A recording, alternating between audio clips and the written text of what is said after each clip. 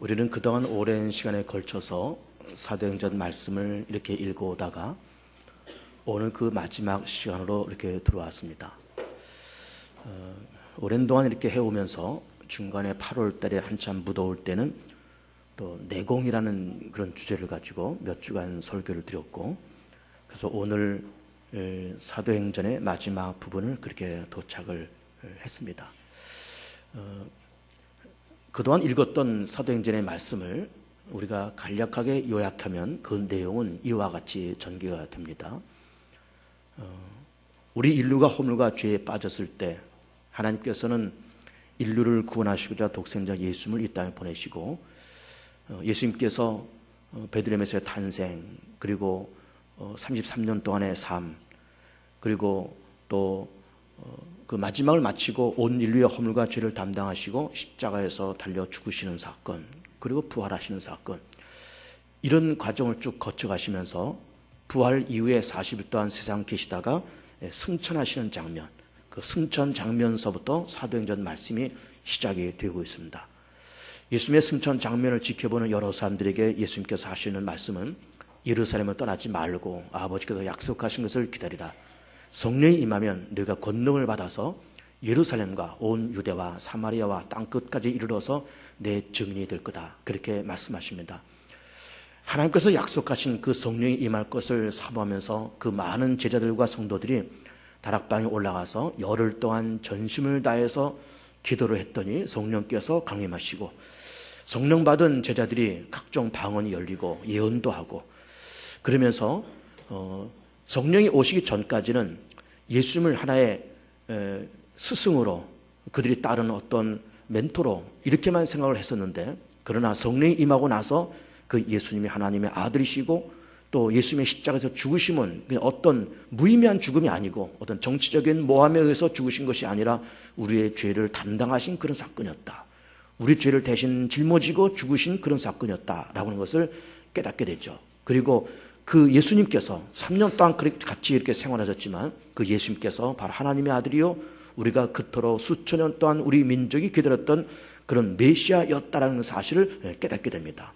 죽으셨지만 다시 부활하시고, 육체로 죽으시고 육체로 부활하신 그 사건에 충격을 받으면서 부활 사건이 있구나, 생명 사건이 있구나, 하나님께서 이 세상을 구원하시고자 독생자를 보내시는 사건이었구나, 이렇게 깨닫고, 그러면서 성령 충만 받은 제자들이 나가서 복음을 담대하게 외치기 시작합니다.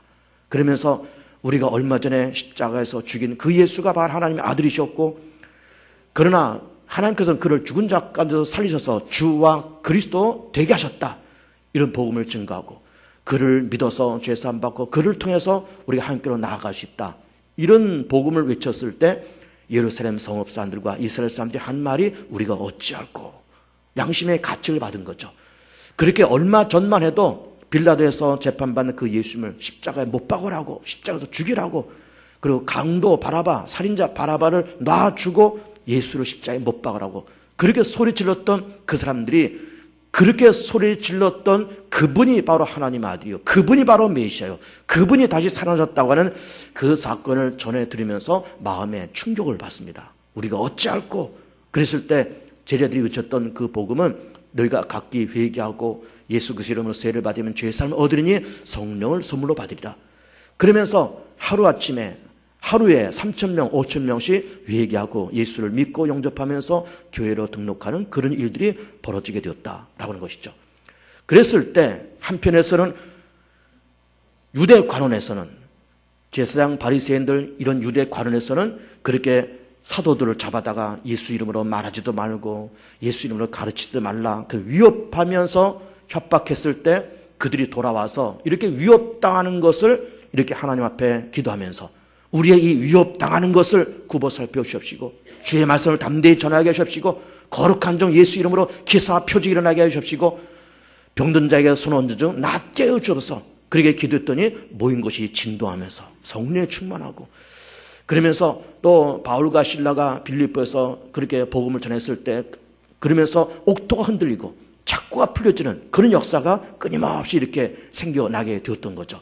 나면서부터 안진병이 된 자도 은과 금은 내게 없거니와 내게 있는 것으로 내게 주노니 곧 나사렛 예수 이름으로 일어나 걸으라 라고 했을 때 발과 발목에 힘을 얻으면서 그러면서 하나님을 찬송하면서 성도로 들어갔다. 그런 사건도 계속 나오고 있는 겁니다. 그러면서 예수 그리스도를 통한 이 생명의 역사, 예수를 통한 이 복음의 역사, 예수를 통한 이 구원의 역사가 예루살렘에서 시작해서 그야말로 온 유대와 사마리아와 땅끝까지 증거되는 그 과정 속에 유대 관원들은 핍박하고 거기다가 그 핍박하는 데 앞장섰던 사람이 한때는 사울이라는 사람이었죠. 우리가 지금 보는 이 바울, 그전에는 사울. 그 사울이라는 이 청년이 예수 믿는 사람이 다메섹에도 있다라는 그런 말을 들으면서 대제사장의 공문을 갖고 교회를 와해시키고 예수 믿는 사람들을 체포하려고 그 다메섹 가다가 부활하신 예수를 만납니다. 사울아, 사울아, 왜 내가 날 핍박하느냐? 누구십니까? 나는 내가 핍박하는 예수다. 그러면서 내가 핍박하는 예수라는 그 말을 들으면서 충격을 받습니다. 충격을 받습니다. 그러게 예수는 사입이고 가짜고 예수는 괜히 하나님의 아들이라고 그러면서 그가 죽었다는 것도 거짓말이고 그가 부활했다는 것도 거짓말이고 그러면서 이 예수를 핍박하고 교회 다니는 사람들 저것들은 다 사입이고 그러면서 교회를 와해시키고 예수라고 하는 예수를 믿는 그 기독교를 와해시키려고 앞장섰던 이 사울이 다메섹 가다가 부활하신 예수를 만나고 그가 핍박했던 예수가 가짜라고 말했던 그 예수가 살아나서 자기 눈앞에 보이는 그 사건을 통해서 마음에 충격을 받습니다. 눈에서 비듬같이 것이 떨어지면서 그렇게 내가 핍박했던 그 예수가 정녕 하나님의 아들이었고 그가 바로 메시아였고 그가 죽으신 까닭은 내 죄와 온 인류의 허물과 죄를 위해서 죽으셨고 그가 피를 뿌리고 우리를 죄와 사함에서 건지셨다는 그 사실을 깨달으면서 그러면서 마음에 충격을 받습니다. 그러면서 초대교회 공동체 안에 바나바라는 사람이 그를 초대교회 안에 소개시켜주고 그리고 안디옥교에 올라가서 안디옥교에서 안수받고 선교사로서 전 세계 파송을 받습니다. 그러면서 1차, 2차, 3차에 걸쳐서 소아시아 그리고 헬라, 로마 그리고 지중해 변을 이렇게 다니면서 복음을 전하면서 그렇게 일생을 마칩니다. 그랬을 때 이 바울이 전하는 복음은 이거는 정당성이 없다. 그러면서 많은 핍박이 있을 때 이 사도 바울이 나는 예루살렘으로 가겠다. 근데 예루살렘을 가려고 그러면은 이미 예루살렘 안에는 바울을 죽이려고 이미 모의를 해놨고 그러면서 바울을 비롯한 모든 제자들과 교회를 와해시키려고 하는 그런 모의를 하고 있는데 바울은 그 예루살렘을 들어가겠다는 겁니다. 제자들도 말리고 예루살렘에서 내려온 선지자 아가보 선지자도 말리고 들어가지 마시오. 당신을 결박해서 죽이려고 지금 유대 관원에서 지금 다 공문을 꾸미고 있어. 그럼에도 불구하고 내가 가야 할 길이고 한 번은 거쳐야 할 과정이고 그리고 이 유대 관원들 앞에서 내가 예수를 담대히 말하고 예수를 만나서 내가 변화된 그 모습과 기독교의 정당성을 내가 말하겠다. 그러면서 율법으로 구원받는 것이 아니고 믿음으로 구원받는 것이고 하나님은 사람의 지은 이 예루살렘 성전 안에만 머무르신 하나님이 아니라 예수는 온 인류의 구원자요 하나님은 만백성의 하나님이시라는 것을 내가 말하겠다. 그러면서 예루살렘을 입성하죠. 많은 사람들이 핍박하고 고발합니다. 그랬을 때 사도 바울은 그러면 내가 재판을 받는다 그러면은 내가 로마 사람이기 때문에 나는 로마로 들어가겠다. 로마에 들어가서 황제 앞에서 나는 재판을 받겠다. 그래서 로마로 압송당하면서 지금 우리가 28장에 보면은 로마에 도착한 사건까지 말씀을 하시고 있는 겁니다. 도착해서 황제 앞에서 재판을 받고 그러면서 자기의 셋집에서 자기를 찾아오는 많은 사람들에게 예수는 그리스도요.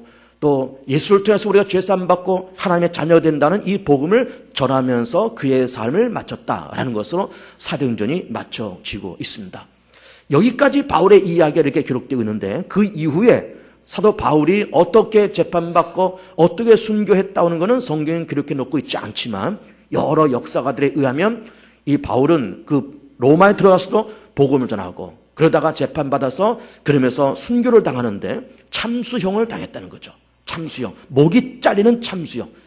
그래서 로마에 가면은 세분수 교회라는 그런 교회가 있습니다. 사도 바울을 참수했을 때 이 목이 떨어지면서 땅에 3번 이게 튀었다는 거죠. 퉁 이게 튀었는데 튄 그 자국에 물이 솟아서 그래서 세분수 교회라 라고 그렇게 되어 있고 그 교회가 현재도 로마 변두리에 그렇게 자리를 잡고 있습니다.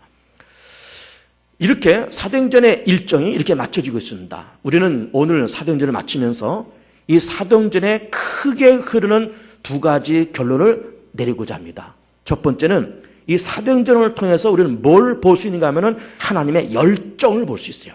하나님의 열정. 무슨 열정? 인류를 구원하고자 하는 하나님의 열정. 하나님은 세상을 아름답게 만드시고 인간도 창조하시고 보시기에 좋다고 그렇게 말씀을 하시면서 인간을 창조했습니다. 그러면서 에덴 동산 안에서 아담과 하와와 모든 그 아담의 자손들이 에덴 동산 안에서 행복하고 하나님과 화목하고 그렇게 살기를 원했지만은 아담과 하와가 불순종해서 선악과를 따먹고 그러면서 이 세상에 죄의 권세와 사망의 권세와 사단의 권세가 쓰나미처럼 그렇게 밀려왔을 때 그러면서 인류는 에덴 동산에서 쫓겨나고 그리고 인류의 잘못과 인류의 실수와 사람의 불순종을 통해서 죄 아래에 빠졌고 사단에게 빠졌고 죽음의 권세 아래 인류는 빠지게 되었습니다. 하나님의 책임이 아닌 것이었습니다. 하나님이 너 죄 속에 빠져라 사단의 권세에 들어가라 너는 죽을 수밖에 없는 인간이다 라고 그렇게 만든 것이 아닌 거예요. 아닌 겁니다. 여러분 우리가 잘 생각해 보세요. 하나님이 에덴 동산을 아름답게 만드셨습니다. 보시기에 좋게 만드시고 인간도 창조하시면서 보시기에 심히 좋다라고 그렇게 말씀을 하신 거예요. 근데 그렇게 만들어 놓은 그런 인간이 에덴 동산에서 살면서 죽어서 그 인간이 한 줌 흙으로 돌아가고 한 줌 재로 돌아가는 그런 인간으로 만드셨을까? 그렇지는 않았을 거예요. 그렇지 않았습니다. 죽지 않을 수도 있는 존재로서 그러면서 에덴 동산 안에서 아담과 하와 그의 후손들이 그 에덴 동산 안에서 생명의 세계고 하나님이 계신 곳이기 때문에 죽지 않고 영생하면서 하나님과 더불어서 동고동락하는 그런 세상으로 하나님께서 분명히 만드셨을 겁니다. 그러나 인간의 어리석, 인간의 불순종, 인간의 잘못된 판단을 통해서 선악과를 따먹고 이 세상에 3대 악재가 그렇게 물밀듯이 들어옵니다. 죄와 사망 권세와 사단의 권세. 누구 책임일까요? 하나님의 책임일까요? 그렇지 않습니다. 하나님이 죄를 만드셨습니까? 그렇지 않아요. 하나님이 죽음을 창조했을까요? 그렇지 않습니다. 하나님이 사단을 만드셨을까요? 그렇지 않은 거예요. 타락한 천사가 사단이 되고 인간이 범죄해서 죄가 들어오고 인간이 실수해서 그 죄를 짓고 죄가 장성해서 사망을 낳는 그런 어려운 문제가 인류 가운데 찾아온 겁니다. 하나님의 작품이 아닌 거예요. 하나님께서 그렇게 하라고 말씀하신 것도 아닌 겁니다. 어디까지나 그 모든 원인과 책임은 인간에게 있습니다. 아담과 하와의 책임이요. 그 아담과 하와 인류의 조상의 실수와 불순종을 통해서 그 인류의 3대 악재가 들어온 거예요. 그런데 그렇게 들어와 있으면서 인류는 아담과 하와의 모든 자손들은 그러면 내가 죄에서 해방받고 사망에서 해방받고 사단의 권세에서 해방받아서 자유와 평화를 얻으면서 영생을 살기를 원한다라고 인간이 그렇게 그 열정을 가졌어야 될 텐데 인간은 거기에 대해서 무지한 거예요. 자기가 죄 가운데 있는지도 모르고 죽을 수밖에 없는 존재인지도 깨닫지 못하고 사단이 그의 인생과 그의 영혼을 짓누르고 있는 것도 모른 채 세상 사람들은 다 그렇게 살아갑니다. 어떻게 하면 이 죄에서 빠져나올까? 어떻게 하면 내가 영생을 얻을까? 어떻게 하면 부활할까? 어떻게 하면 내가 사단의 것에서 노임을 얻을까? 이거를 사람의 책임이기 때문에 사람이 생각하고 사람의 그 방법을 찾아야 될 텐데 사람은 그 방법을 찾을 수도 없을 뿐만 아니라 본인들조차 죄에 빠져 있고 사망에 빠져 있다는 그 사실을 모르면서 허우적거리면서 살아가는 것이 인간의 모습인 거예요. 사람에게 열정이 있습니까? 여러분 세상을 바라보세요.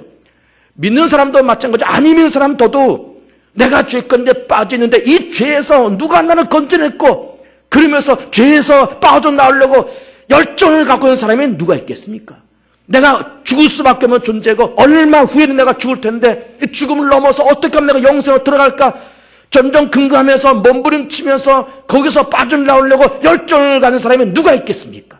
사단이 누르고 있는데 사단이 눌러서 영혼이 망가지고 육체가 망가지고 그 인생과 시간이 망가지고 있는데 어떻게 하면 이 사단에서 내가 벗어날까 몸부림치면서 그 열정을 갖고 있는 사람이 누가 있느냐 이 말이에요.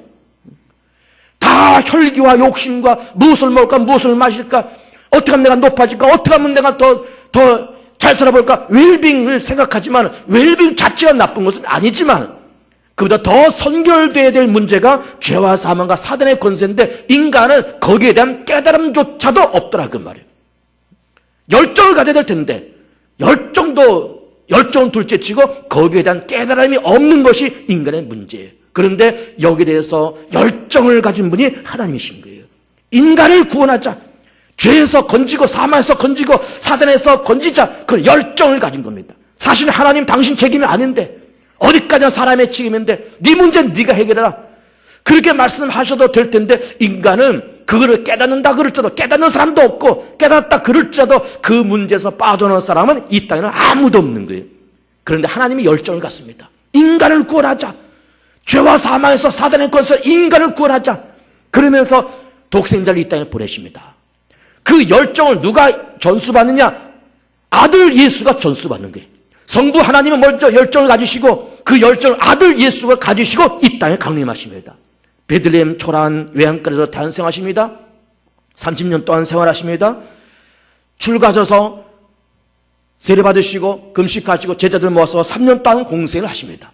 가난한 자들 찾아가서 먹을 것을 주시고 병든 자를 치료하시고 죽은 자를 살리시고 부패한 유대 사회와 외식에 빠진 바리새인과 서기관들을 질투하시면서 제자들과 함께 3년 동안 그렇게 먹고 마시면서 생활하시면서 가르치시면서 그러면서 인간을 구원하자. 이 세상에 생명을 주자.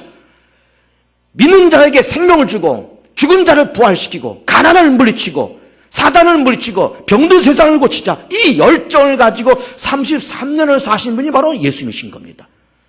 그리고서는 십자가를 향해서 걸어가십니다. 뭘 가지고 걸어갔습니까? 열정을 가지고 인간을 구원하자. 내가 비록 십자가도 죽지만 매 맞고 천대 받고 못에 찢기고 채찍에 맞아서 내 육체가 갈기갈기 찢어지고 피를 뿌리고 내 목숨이 적어서 죽지만 죽을지라도 내가 죽어야 사람이 살고 내가 피를 흘려야 믿는 자가 살 수 있기 때문에 그 열정을 가지고 골고다 산으로 십자가를 짊어지고 올라가신 거예요. 열정을 가지고 사람을 살리기 위한 그 열정을 가지고 그래서는 죽으시고 사흘 만에 부활하십니다. 왜 부활하셨을까?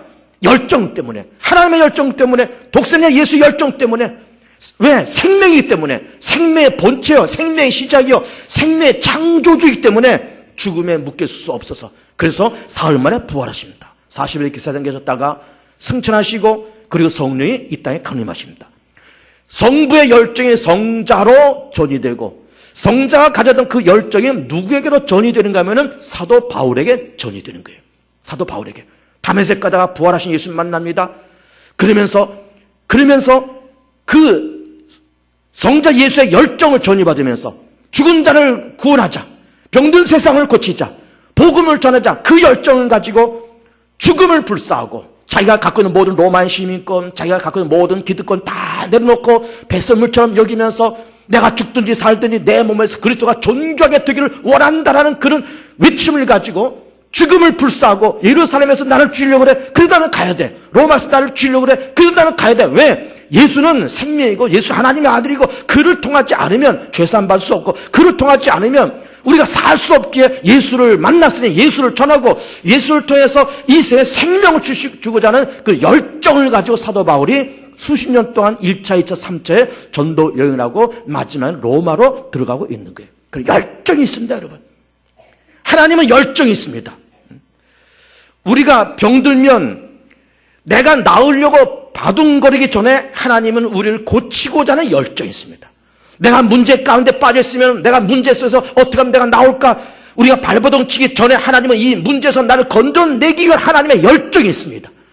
인간이 죄와 사망에 빠졌을 때, 인간은 그걸 깨닫지도 못했을 때 하나님이 열정을 갖고 독생자를 보내고 독생자 열정을 가지고 33년 동안에 불꽃 같은 인생을 사시고 바울도 열정을 가지고 복음을 증거하면서 죽음을 불사하고 그런 열정을 가지고 복음 사역을 했던 겁니다. 하나님의 열정이 있습니다. 여러분을 살리려는 열정, 우리 성도들을 예수 안에서 영혼이 잘되고 범사가 잘되고 강건케 하시고 싶은 하나님의 열정이 있더라 그 말이에요. 우리가 갖기 전에 하나님 먼저 열정이 있고 내가 잘 되려고 하는 그런 열정이 있지만 하나님 우리를 바라보시면서 우리가 잘 되기를 하나님이 그 열정을 갖고 계시고 병들었을 때 낫고자 하는 열정이 있어 약사 먹으러 돌아다니고 병원을 찾아다니고 우리는 다 그렇게 하지만 우리를 고치려고 하는 열정이 나보다도 하나님이 먼저 있다는 사실. 하나님 먼저 있다는 사실. 내가 고통 가운데 빠지고 문제 속에 빠졌을 때 문제에서 빠져나오고 우리가 바둥바둥 거리지만은 이걸 건지려고 먼저 하나님의 열정을 갖고 그러면서 성령을 보내고 독생자 예수 그리스도의 십자가의 권세를 부어오시면서 그 고난과 병듦과 그 속박에서 하나님의 열정 속에 예수를 붙잡고 기도의 응답을 붙잡고 일어설 수 있는 까닭은 내가 열정해서 그런 것이 아니라 하나님의 열정이기 때문에 고침받고 응답받는다고 하는 이 비결을 깨닫기를 축복합니다. 하나님은 열정의 하나님이세요. 두 번째로는 사도 바울이 그렇게 수십 년 동안 복음 전도 사역을 해나가면서 깨달은 바가 뭔가 하면은 모든 인류는 죄 가운데 빠졌다는 것을 깨닫게 됩니다.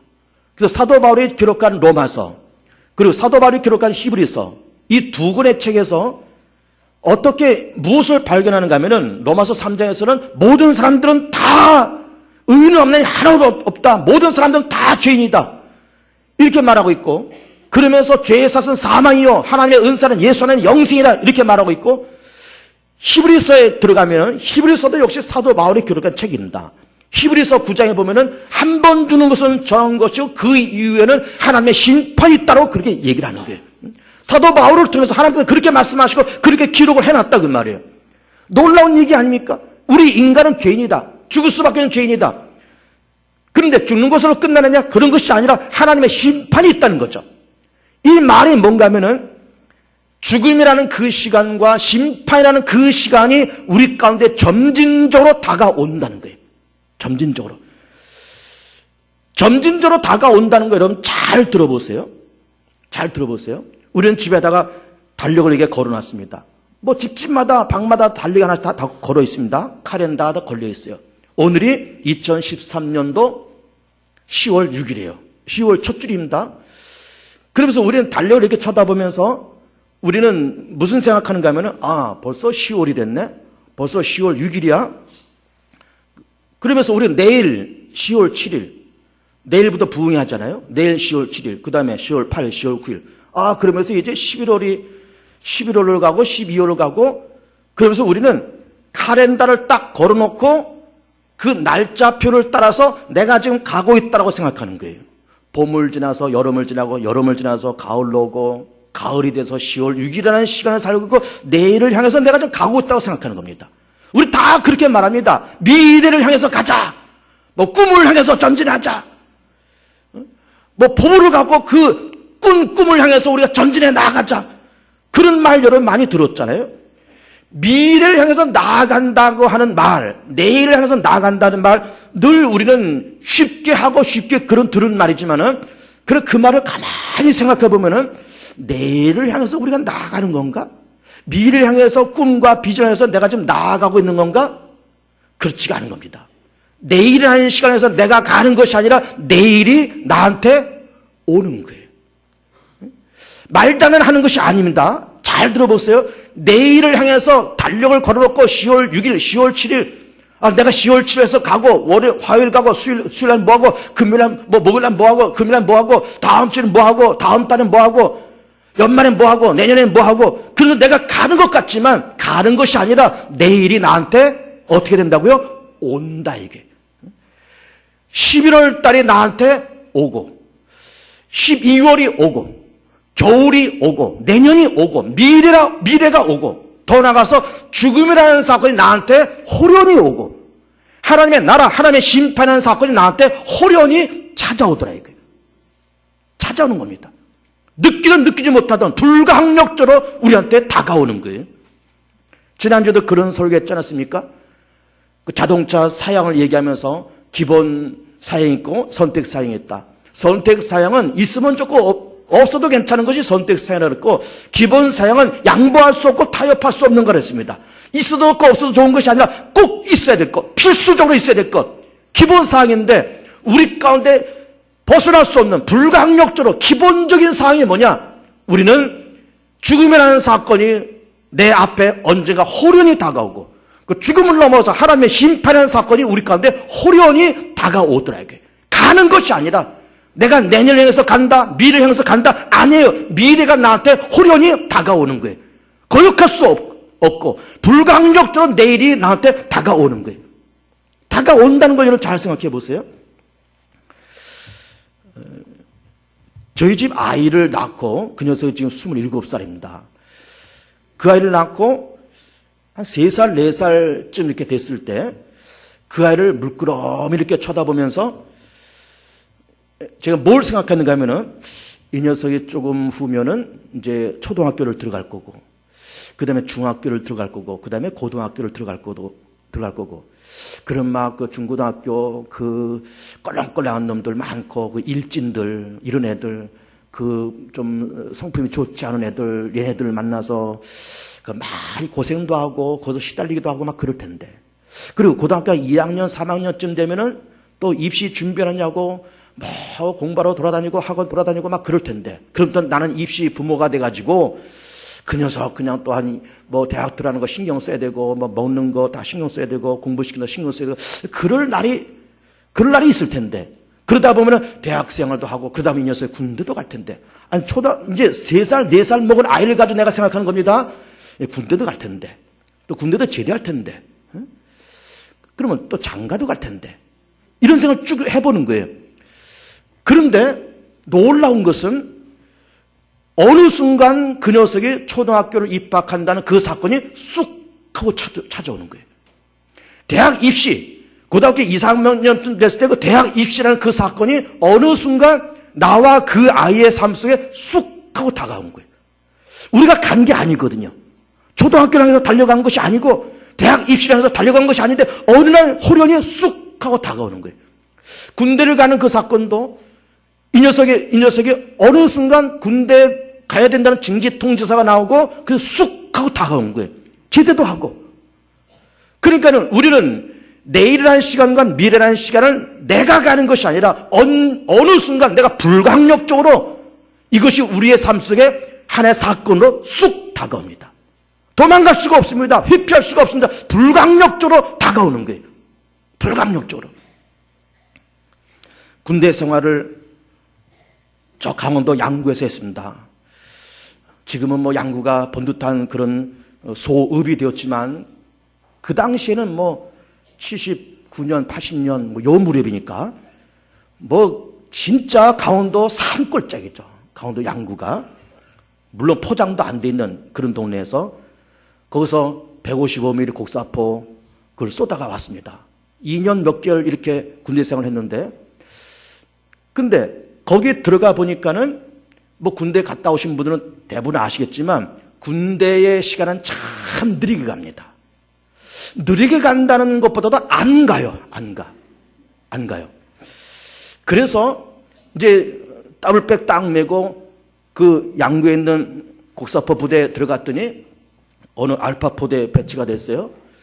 그래서는 거기서 군대 생활을 시작하는데 이제 말년 고참 병장이 우리 신인병들 앞에서 이제 폼을 딱 잡으면서 너희들 언제 제대해? 이러는 거예요. 그때 군 복무 기간이 그때 아마 한 30개월쯤 됐습니다. 그래서 2년 몇 개월 이렇게 되는 것 아닙니까? 그래서 지금이 예를 들어 2013년도 지금 10월인데 그래서 뭐 2015년 2년 후에 2015년 12월 달 만약 제대한다고 쳐보세요. 그래서 고참병에서 오더니 너를 언제 제대해? 그래서 우리 내후년 2년 몇 개월이니까 내후년 2015년 12월에 제대합니다. 그랬더니 그 말년 병장 하는 말이 그날이 오냐? 나 같으면 자살한다. 이런 거예요. 그러니까 자기네들도 군대 예상을 2년 몇 개월 하면서 물론 말년 병장이지만은 자기네들도 그렇게 2년 몇 개월 동안 군대 생활하면서 그 시간이 굉장히 더디고 안 갔다는 거죠. 그런데 본인들도 제대의 날짜가 점점 다가온 거예요. 근데 그렇게 말하는 그 말년 병장들도 자기들도 신인병일 때 고참들이 했던 말을 똑같이 우리한테 하는 거예요. 그렇게. 근데 그 말을 들으면서 그날이 오냐? 나 같으면 자살하겠다. 그 말을 들으니까 머릿속이 막 하얘지는 거예요. 막. 정말로 그날이 안 올 것 같은 거예요. 그날이. 내가 살아가는 인생 속에 그 2015년도 그날이, 제대하는 그날이 안 올 것만 같은 거예요. 그리고 군대 생활이 힘들고 더디게 가니까. 거기다가 또 이 말년 병장이 그 말 한마디 하니까는 주눅이 들어가지고 제대 날짜가 내 인생에서 안 올 것 같은 거예요. 그런데 제대라는 그 사건과 제대하는 그 날이 어느 순간 호련히 나한테 쑥 하고 다가오는 거예요. 저는 그 무렵에, 제대할 무렵에 깜짝 놀랐습니다. 내가 2년 몇 개월 전에 이 시간이 나한테는 안 올 것 같은데 그 제대라는 그 사건이 그 날짜가 나한테 쑥 하고 다가온 거예요. 깜짝 놀랐습니다. 정말 제대라는 그 사건을 저는 정말 깜짝 놀라면서 그 사건을 접했어요. 깜짝 놀라면서. 그러면서 지금 사도 바울도 마찬가지고 지금 이렇게 말씀드리면서 미래라는 시간과 내일이라는 시간이 내가 내일을 향해서 달려가는 것이 아니라 내일이라는 시간이 호련히 쑥 다가오고 미래라는 시간이 쑥 다가오고 죽음이라는 그 사건이 쑥 다가오고 하나님의 심판은 그 사건이 내 삶 속에 모든 인류에게 쑥 하고 다가오는 거예요. 쑥 하고 다가옵니다. 그런데 다가온다라고 하는 것이 그럼 왜 이런 얘기를 하고 있는가 하면은 불가항력적으로 온다는 말이고 동시에 그렇게 쑥 다가왔을 때 모든 무릎이 로마서 14장을 보면은 모든 무릎이 그에게 꿇을 것이고 우리 모두가 다 그의 심판 때 설 것이고 모든 무릎이 그에게 설 것이고 예수가 주라고 본인의 입을 벌려서 시인할 것이고 본인이 했던 일, 본인의 모든 죄를 자기 입으로 자기 일을 자기 죄를 직고한다, 자백한다, 시인한다 그 말씀을 하고 있는 거예요. 덜렁덜렁 세상 살아가고 있지만은 그러나 그 날이 쑥 다가오고 예수 앞에 무릎을 꿇지 않을 수 없고 내 입으로 내가 잘못한 것, 잘한 것은 잘한 것대로 잘못한 것은 잘못한 것대로 내 일, 내 죄를 자기 입으로 직고할 날이 쑥 하고 다가오더라 이 말. 이거를 사도 바울이 깨달은 거예요. 미래라는 시간이 그냥 나가는 것이 아니라 쑥 하고 우리한테 다가오는 거로구나. 죽음이라는 사건도 하나님의 나라와 심판하는 사건이 우리한테 쑥 다가오는구나. 그래서 로마서 14장에서는 우린 모두가 다 하나님의 심판 때에 설 것이요 모든 무릎이 그리스도 앞에 꿇을 것이요 주가 그리스도라고 시인할 것이요 자기 일, 자기 죄를 자기 입을 통해서 직고하고 자백하고 시인하리라. 히브리서 9장에서는 한 번 죽는 것은 정한 것이요 그 이후에는 하나님의 심판이 있으리라. 심판하는 사건이 쑥 하고 다가온다는 거죠. 다가온다는 거죠. 그런데 다가온다고 하는 것을 세상 사람들은 아느냐? 모른다 이거예요. 모르더라고요. 오늘 본문에도 그런 말씀이 있습니다. 26절에 이 백성에 가서 말하기를 너희가 듣기는 들어도 도무지 깨닫지 못하며 보기는 봐도 도무지 알지 못하는도다. 이 백성의 마음이 우둔하여서 그 귀는 둔하여 듣고 그 눈은 감았으니 이는 눈으로 보고 귀로 듣고 마음으로 깨달아 돌아오며 내가 고쳐줄까 함이라. 눈은 떴지만은 보지 못하고 귀는 열었지만 듣지 못하더라 이게. 누가? 사람들이. 뭘 못 보느냐? 우리가 죄 가운데 빠져있고 사망 권세와 사단의 권세에 빠져있고 죽음과 하나님의 심판이 쑥 하고 다가온다는 이 사실을 세상 사람들은 모르면서 살아가더라 그 말이에요. 모르면서. 이것이 안타까워서 사도 바울이 자기 인생을 다 포기하고 자기 개인적인 삶을 다 포기하면서 사도 바울은 일생 결혼을 안 했어요. 그러면서 자식도 낳지 않았어요. 그리고 다니면서 평생 복음 전하면서 살다가 로마에서 순교를 당한 거예요. 왜 그러냐? 깨닫지 못하는 우둔한 백성들, 죄와 사망과 사단의 권세에 빠지는 우둔한 백성들, 죽음이라는 사건과 하나님의 심판이 쑥 하고 다가올 텐데 예수를 믿던 사람도 시인할 거고 예수를 배반했던 사람도 예수를 찔렀던 사람들도 예수를 핍박했던 사람들도 예수를 멸시했던 사람들도 교회를 핍박했던 사람들도 다 그 앞에 무릎 꿇고 자기 일을 직고하고 그러면서 하나님의 심판 대 앞에 설 거를 얘기를 하고 있는 거예요. 얘기를 하고 있습니다. 여러분 세상을 두려워하지 마십시오. 세상을 두려워하지 마세요. 교회를 향해서 핍박하는 것도 두려워하지 말고 예수 믿는 걸 핍박하는 것도 두려워하지 마시고 세상에서 불신과 하나님을 거역하는 어둠의 세력이 세상에 많이 있다고 할지도 두려워하지 마세요. 왜 그러냐? 우리는 그런 사람들을 바라보면서 무슨 생각을 가져야 되는가 하면은 조금 있다가 하나님의 심판 앞에 설걸? 네 눈으로 예수를 볼걸? 네 입을 통해서 네가 지은 네 죄를 네가 고백할걸? 그때 가서 예수님 옷자락 붙잡고 살려달라고 애걸복걸 할걸? 분명히 우리 그걸 볼 줄 알아야 됩니다. 세상 사람들 바라보면서. 그러면서 우리는 예수를 믿는 것 자체를 당당하게 여기고 예수를 말하고 전하고 그리고 예수 때문에 절대로 위축당하지 말고 당당하게 그렇게 살아가는 여러분들 되셔서 예수 안에서 영혼이 잘되고 범사가 잘되고 강건해지고 여호와의 거룩한 손이 임해서 복의 복을 누리고 삶의 질이 넓어지고 혼에서 벗어나 근심이 없는 건강한 삶, 행복한 인생, 형통한 삶 살아가는 여러분 귀한 삶 되시길 축복합니다.